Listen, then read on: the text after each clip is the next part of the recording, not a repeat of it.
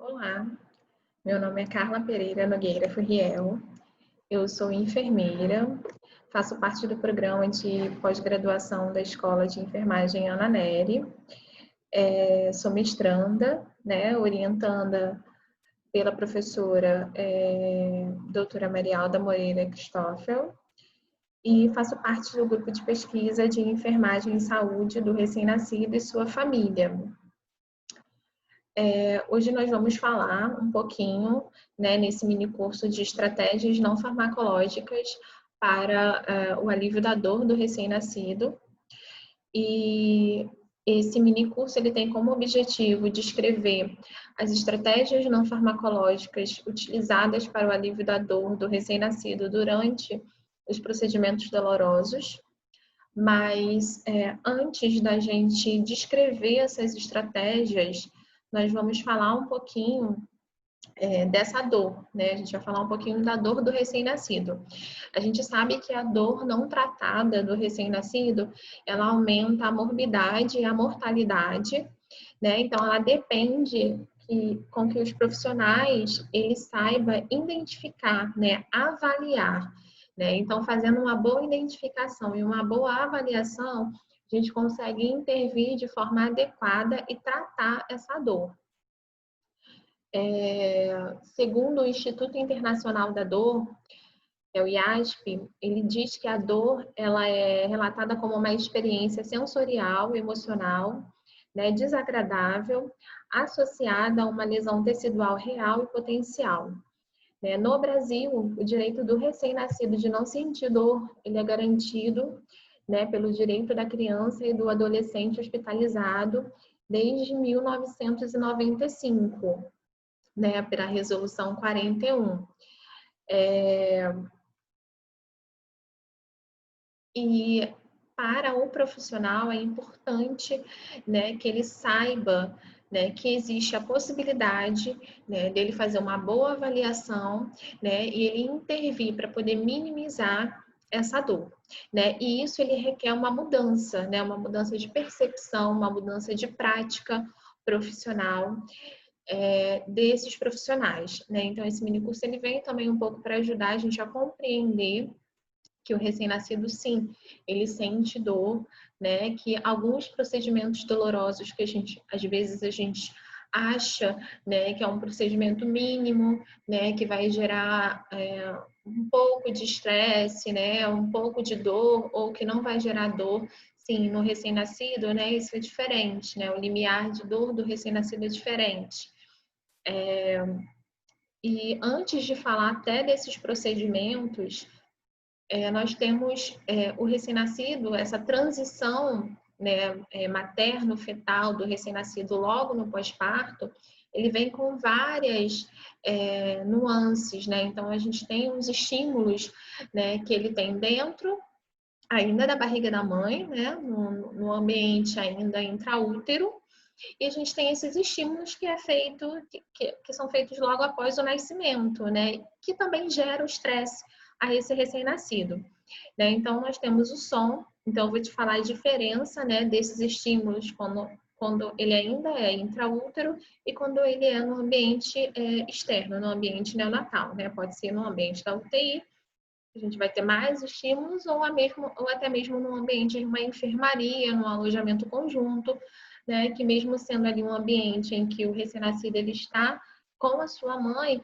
ele também tem múltiplos, né, estímulos que são diferentes de quando ele estava intraútero, né? Então, vamos começar pelo som, né? Quando esse feto ainda está, né, dentro do útero da mãe, esse som ele vem pela voz transmitida, esse som ele veio por meio líquido, né? Então, essa voz da mãe, ele é transmitido pelo próprio meio líquido, né? Ali em que o bebê se encontra.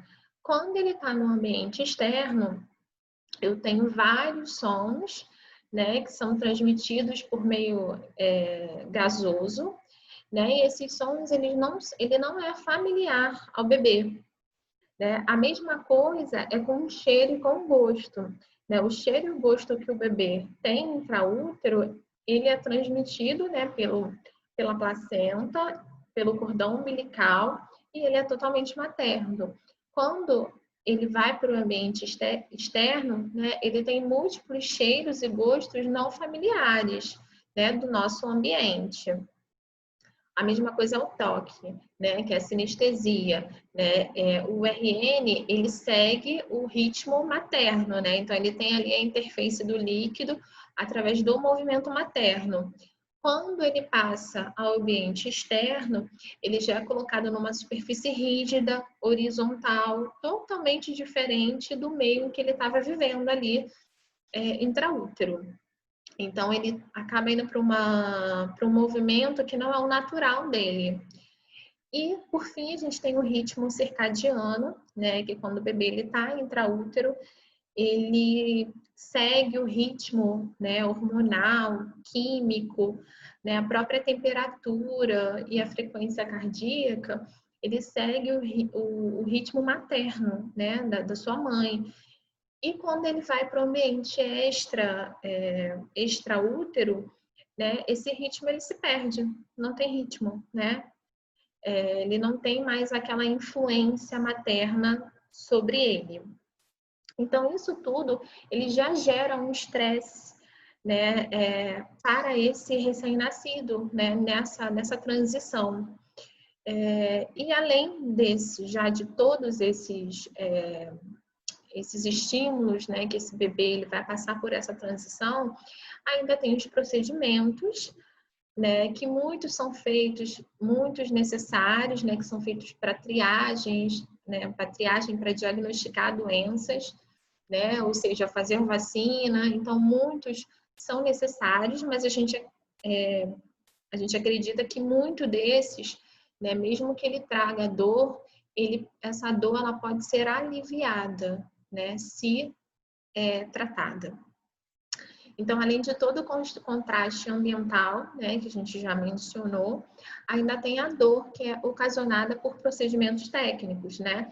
Esses procedimentos eles podem ser vacinas, né, que é dado ainda dentro da sala de parto, né, triagem para diagnóstico de doenças, então o bebê ele pode, né, passar por um processo de coleta de sangue, né, ainda em centro obstétrico.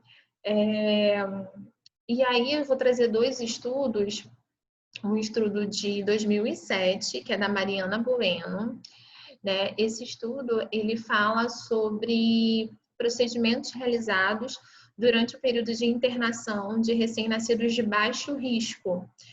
E aí ela vai trazer, né, que esses recém-nascidos, em sua maioria, foram recém-nascidos a termo, né, que eles passaram por uma média de 5 procedimentos dolorosos durante o seu período de internação.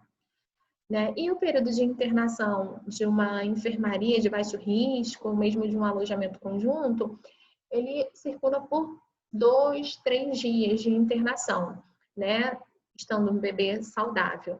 Então, durante esse período de 2, 3 dias, esses bebês passaram por 5 procedimentos dolorosos. Então, assim, é bastante coisa, né? Se a gente for pensar que a gente está lidando com um recém-nascido de baixo risco, né? Como recém-nascido a termo. E nesse estudo de Maciel, que já é um estudo bem atual, do ano passado, de 2019, ele expõe que os recém-nascidos prematuros, né, que são os recém-nascidos que ficaram na UTI, que foi onde ele fez a pesquisa, eles foram expostos por uma média de 11 procedimentos dolorosos dia, né? E isso é muita coisa, se a gente for pensar que esses recém-nascidos têm uma média de internação, né, que dura entre 10 a 14 dias. Né? Então, são 11 procedimentos versus 10, né? Ou entre 10 e 14. Então, é um assunto que a gente precisa abordar, né? Principalmente com os profissionais que estão ali ao redor desse recém-nascido, né? Realizando esses procedimentos, né? Para que a gente possa sempre tomar uma boa intervenção, né? Frente a esses procedimentos que muitas das vezes é inevitável. Eu vou trazer também aqui um quadro, né, que ele traz essa abordagem progressiva da analgesia neonatal. Né? Ele é um quadrinho que ele vem como se fosse uma escada, né? Então ele diz até que é uma escada de estratégias. E aí nessa base dessa escada eu tenho os procedimentos dolorosos e a manipulação, né? Então ela vai dizer ali na primeira escadinha que eu tenho que evitar os procedimentos dolorosos e a manipulação. E aí, na minha segunda escada, eu tenho a analgesia não farmacológicas, que vai ser, né, essas técnicas que eu ainda vou abordar com vocês. Né? Então, segundo, né, esse quadro, primeiro a gente tem que evitar de fazer procedimentos dolorosos em recém-nascidos e manipulá-los excessivamente, né? Mas se não for possível, né, fazer uma analgesia não farmacológica antes, né, de ir para um fármaco. E essas medidas de alívio, elas são classificadas como farmacológicas e não farmacológicas. As intervenções não farmacológicas, elas são métodos que visam a analgesia sem a utilização de fórmulas medicamentosas, né? Elas trazem ações de acolhimento e conforto com o objetivo principal de prevenir a intensificação dessa dor, né? Isso não significa que o recém-nascido não vai ter a dor, mas essa dor ela vai ser amenizada. E dentro dessas estratégias não farmacológicas, que mais, né, vem se utilizando e que a gente consegue trazer evidências científicas que a gente possa comprovar, dentre elas estão a amamentação, o contato pele a pele, a sucção não nutritiva e as soluções adocicadas, né? A literatura ela fala de mais técnicas, né? A gente tem, por exemplo, o enrolamento, né? Que é o enrolamento do ninho, né? Com a utilização de panos e a contenção facilitada. Só que a gente está trazendo as que mais possuem evidências científicas, que mais são estudadas, para que a gente possa, de fato, tentar implementá-las no nosso ambiente de trabalho, né? Então, nós vamos começar a falar um pouquinho delas. E aí, primeiro vem a amamentação, né? A amamentação, que é o aleitamento materno, né? Ela é por meio da sucção do RN ao seio da mãe, né? E aí ele vai ser alimentado por uma solução adocicada, natural, de baixo custo, né? E dentro desse conteúdo, eu vou ter o triptofano, que é um precursor da melatonina, né? Que aumenta a beta-endorfina e que pode auxiliar, né, na diminuição desse processo álgico.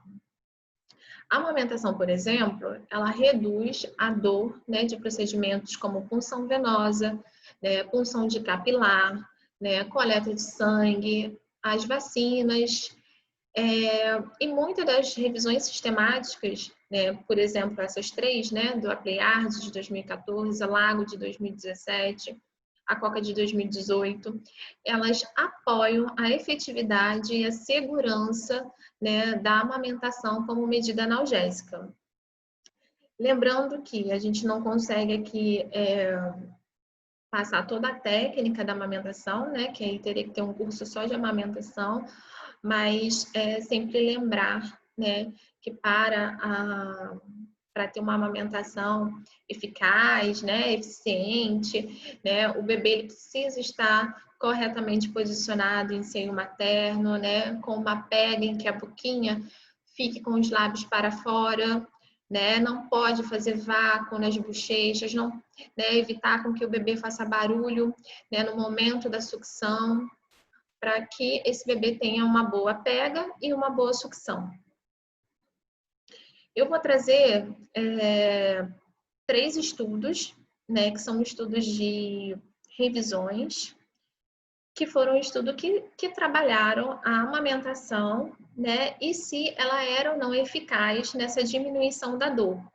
Então, esse primeiro estudo é um estudo de 2017, né, que ele fala sobre a eficácia do aleitamento materno, né, na dor do bebê durante a vacinação.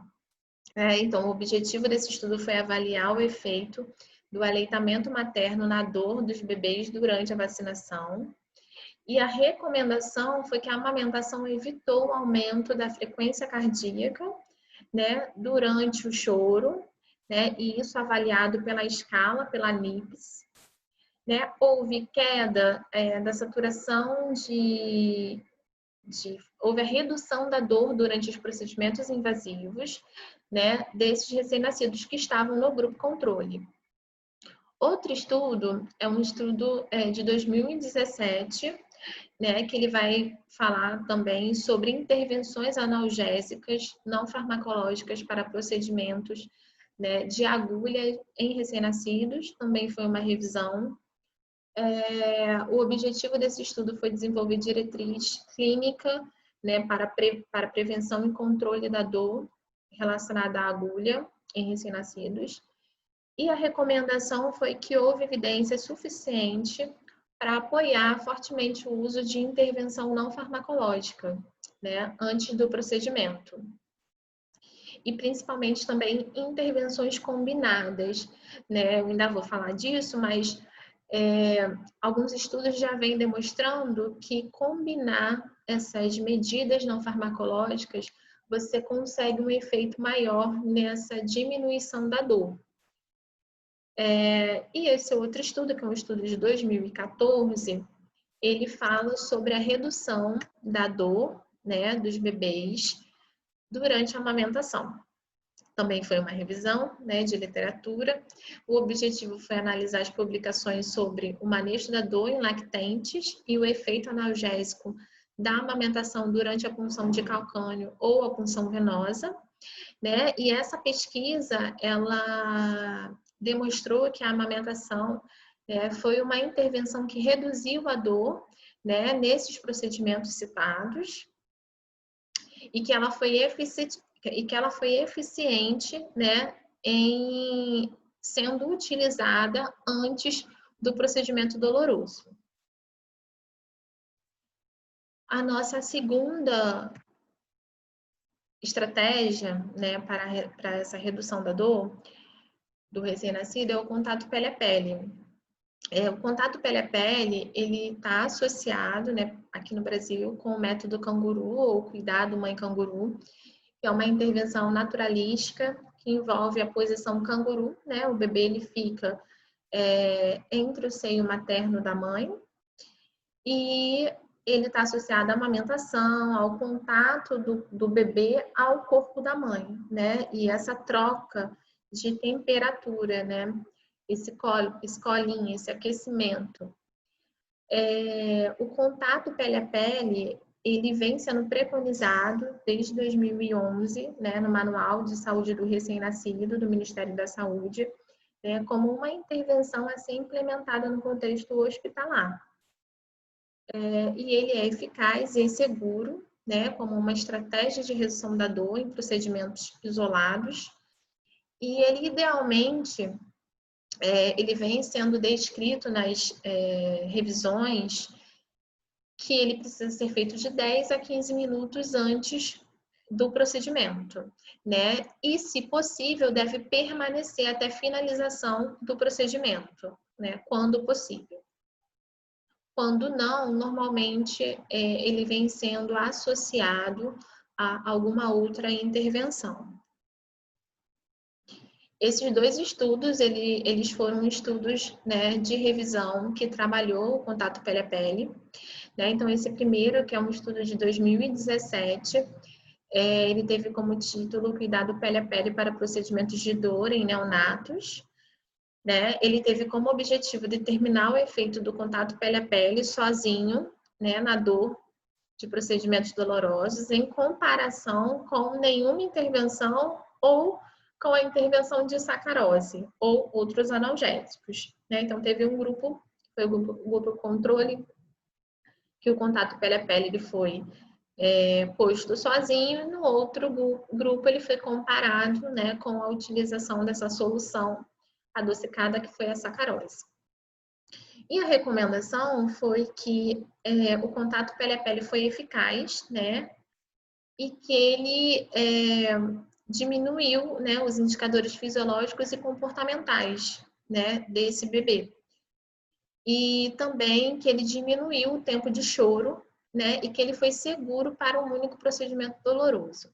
Né? Então, a gente, principalmente nessa revisão, foi falado que, por exemplo, numa punção de calcânio, que você vai lá apenas fazer o furinho, né, no pé do bebê para poder verificar a glicemia, a glicose, então que o contato pele a pele ele era super efetivo nessa situação.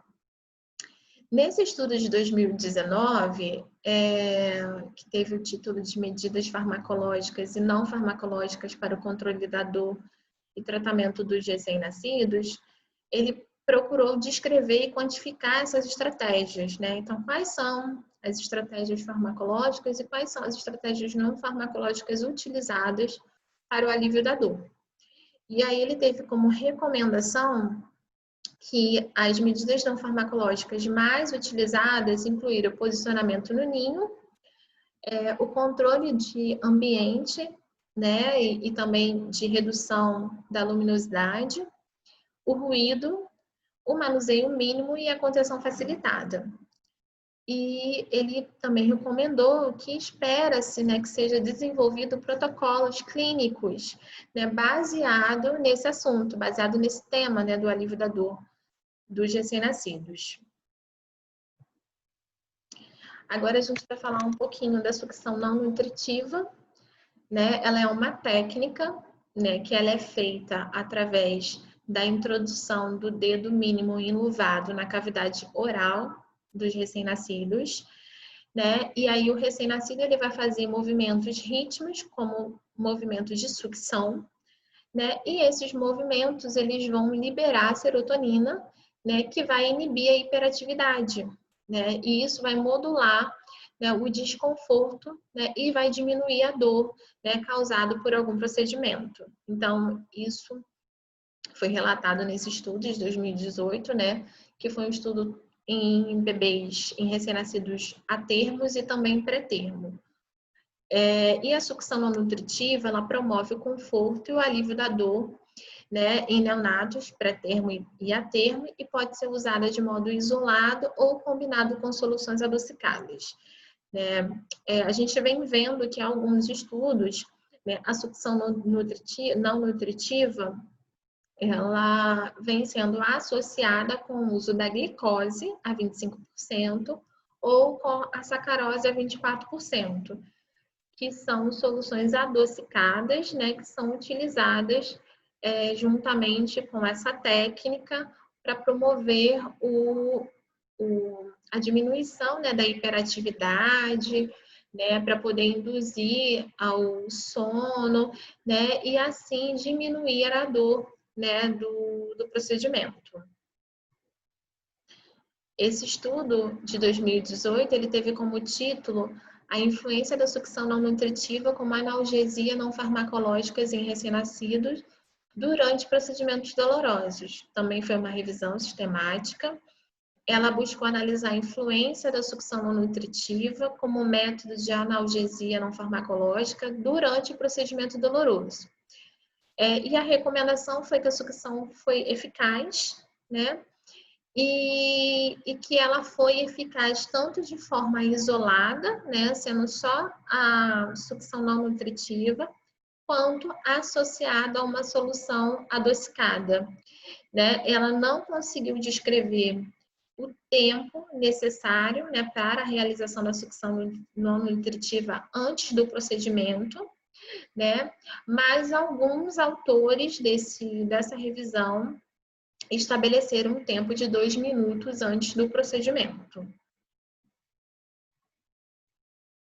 E agora a gente vai falar um pouquinho das soluções adocicadas que como eu já falei, normalmente são associadas com a sucção não nutritiva, né? Elas são à base de glicose, então normalmente a glicose, a ampolinha, ela vem a glicose a 25% ou a sacarose a 24%. Também pode ser usado o leite materno, né? Então, às vezes, você quer associar, você não tem como colocar esse recém-nascido, né, em seio materno antes do procedimento, por qualquer outro motivo. Mas você pode extrair esse leite e utilizar esse leite juntamente com a sucção não nutritiva, né? Também é uma opção. E pesquisas, elas vêm demonstrando que o efeito, né, dessas soluções que tem uma potência de sabor, né, doce, mais acentuada, mais concentrada, né, ela faz essa analgesia. E recomenda também que a administração seja de 1 ml para glicose 25% ou 2 ml para sacarose 24% por via oral, né, por no máximo 10 doses ao dia, né, na porção anterior da língua. Isso se ela for feita diretamente, né, na língua do recém-nascido, mas ela pode ser associada à sucção não nutritiva, né, e realizar por 2 ou 3 minutos antes do procedimento doloroso. Esse é um estudo, uma revisão de 2016, que ela teve como título a sacarose como analgesia para recém-nascidos submetida a procedimentos dolorosos. Ela teve como objetivo determinar a eficácia e o efeito da dose, o método de administração, né, e a segurança da sacarose para aliviar o processo de dor. E a recomendação foi que a sacarose foi eficaz para reduzir a dor e de eventos únicos, né, como a lanceta de calcanhar, né, ou a punção de calcânio, também a punção venosa e a injeção intramuscular, tanto em bebês prematuros quanto em bebê a termo. E a gente chega ao final, né, a gente conclui que, no que refere à equipe de enfermagem, né, ampliar esse conhecimento sobre dor, né, do recém-nascido, né, poder viabilizar a avaliação e a implementação de estratégias não farmacológicas, né, de alívio da dor desse recém-nascido a termo ou pré-termo, né, configura-se ações essenciais, né. A gente sabe hoje que muitos profissionais reconhecem, né, que o recém-nascido sente dor, mas a gente ainda tem dificuldade de identificar, né, como que isso seja registrado, né? Então, a gente tem muitos estudos que falam, né, sobre a falta desse registro, né, dessa avaliação, dessa dor desse recém-nascido. Então, se a gente tem dificuldade para avaliar, né, se a gente tem dificuldade, né, para registrar, a gente vai também ter dificuldade para intervir. Né? Então, se eu não avalio de forma adequada, eu não consigo intervir, né, de forma adequada também. Então, muitos estudos vêm falando, né, que existe uma lacuna, uma necessidade muito grande, né, desses profissionais utilizarem escalas de avaliação, né, de dor desse recém-nascido, né, para que eles consigam, fazendo uma avaliação, consigam intervir de forma mais eficaz, de forma mais segura, antes, né, do procedimento ser realizado. Então, é isso. Eu espero que vocês tenham gostado, né? Foi um mini curso rápido, pequeno, mas com muitas referências. Eu tenho muitas referências atuais, então eu vou deixar aqui o meu e-mail. Se vocês quiserem alguma dessas referências ou quiserem o conteúdo, pode me pedir por e-mail que eu vou enviar, a gente pode trocar também artigos na área. Então, entre em contato comigo. E é isso. Muito obrigada pela atenção, muito obrigada pelos inscritos, né? E até logo.